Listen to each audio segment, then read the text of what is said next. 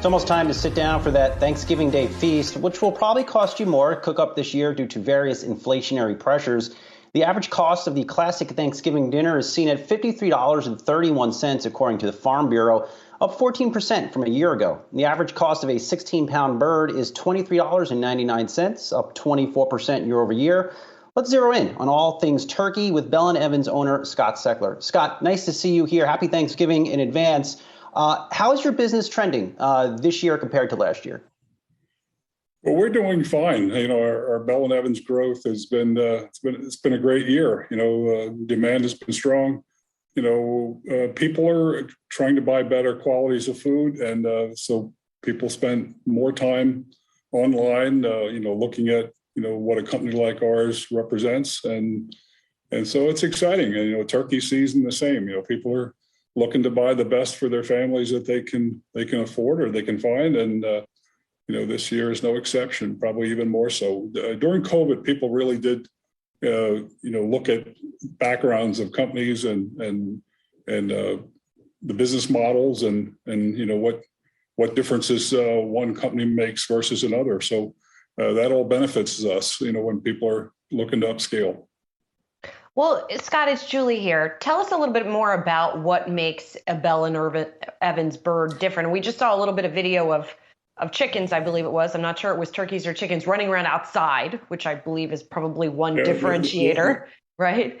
So talk to us about those were chickens, it. Yeah. So whether it's the chickens or turkeys, it's breeding and feeding and the qualities of feed.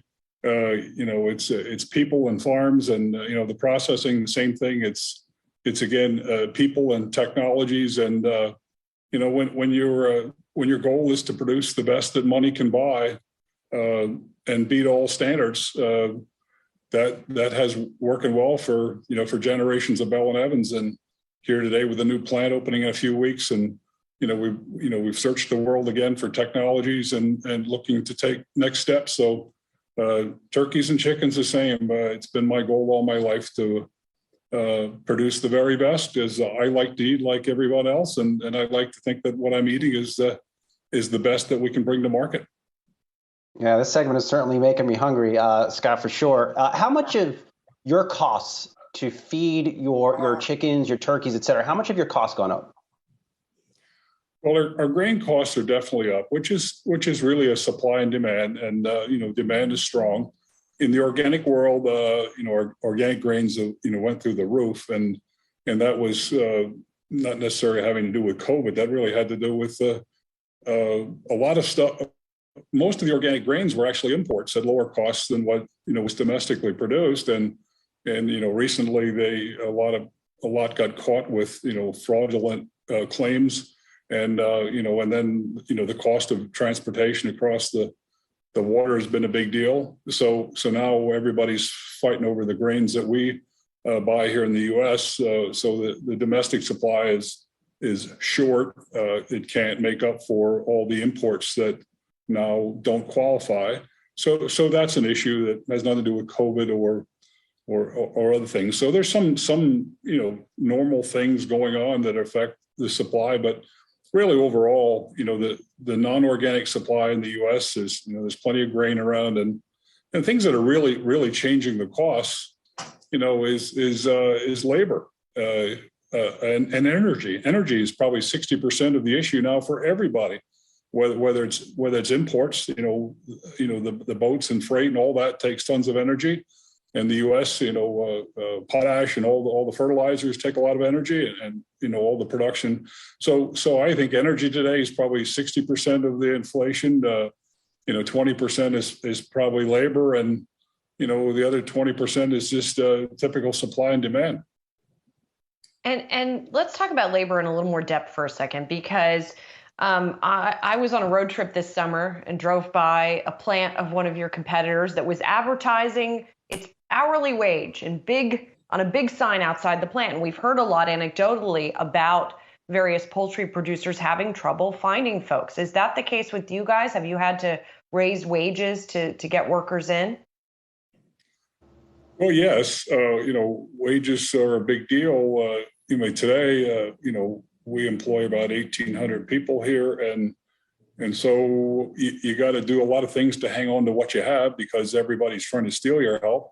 And so whether it's truck drivers or people on the line, I mean, we hear today our bottom wage is $15 an hour, and they don't stay there long. Then they get benefits for showing up to work 5 days in a row and on time. And then we got about $4 an hour in health benefits. So we have some of the best medical insurance that certainly that our industry has, and better than all of our neighbors around here that hire for lots of other things. So we compete with Amazon today. We compete with everybody. So part of what keeps our force together and Bell and Evans so successful at this point is how we treat our people. We are a family business. We try to treat every employee like they're part of our family. Of course, this weekend they all get a free turkey, but normally Fridays we give a free box of chicken to take home to feed their families. We do lots of stuff to keep our workforce intact here.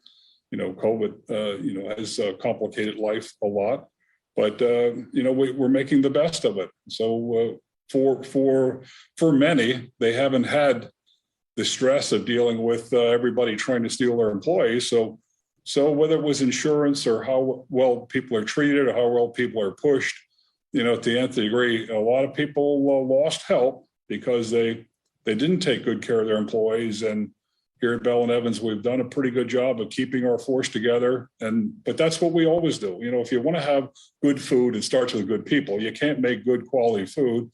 You can't have the label Bell and Evans has and the brand Bell and Evans has and don't have great people helping to make that label. So it's been norm for us. I'm sure we've added here and there with the labor shortage to continue to do better and to move the bar up from a standard of labor. And so, there's plenty of challenge. Scott, full disclosure, I tweeted out a photo of one of your turkeys about 2 weeks ago, and there it is right now. And one user remarked that it was the Ferrari of turkeys, which I guess that is certainly a good thing. Have you seen any resistance, I guess, to higher prices for your turkeys this year compared to last year on the part of shoppers? Well, I would say our turkeys didn't go up very much in price. I'm not sure what the retailers did because the retailers all have more cost too. We didn't put our turkeys up in price. So anything with ours would have been at a retail level or maybe even a little distributor level. But the commodity products, that are normally lower cost than ours, they all had to move off that, the bottom. So I would think most of the inflation in turkeys is on the lower end. And our demand, we're sold out. We don't have a turkey left. And we had to recount the birds to make sure all our employees got their free turkey. And I'm not sure I have mine to take home yet. So I think later on today, I got to fight and make sure that I have my family turkey yet. So they're gone. And, if you go out and look at the retailers of Bell and Evans turkeys, there weren't cheap Bell and Evans turkeys any year for the last 10 years, and they're no cheaper this year. But from the inflation standpoint, I don't think that our turkeys are higher or much higher than they've been over the last 10 years. It's bad when the head of a poultry company can't get his own turkey. I was just going to ask you finally, just having a little fun, what your preferred method is. Are you a deep fryer guy? What do you do at home with your turkey?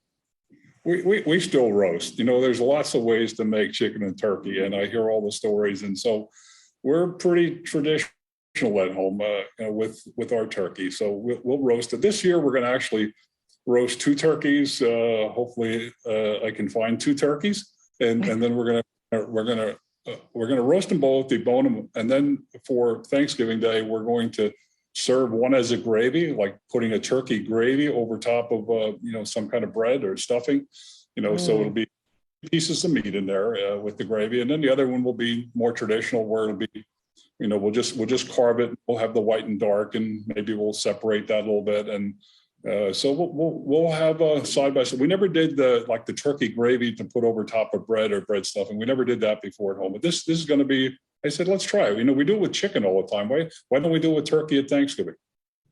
All right, we'll let you go here, Scott, to go find that turkey here. We are rooting for you that you do, in fact, get your 2 turkeys there. Bell and Evans owner Scott Sechler, happy Thanksgiving. We'll talk to you soon.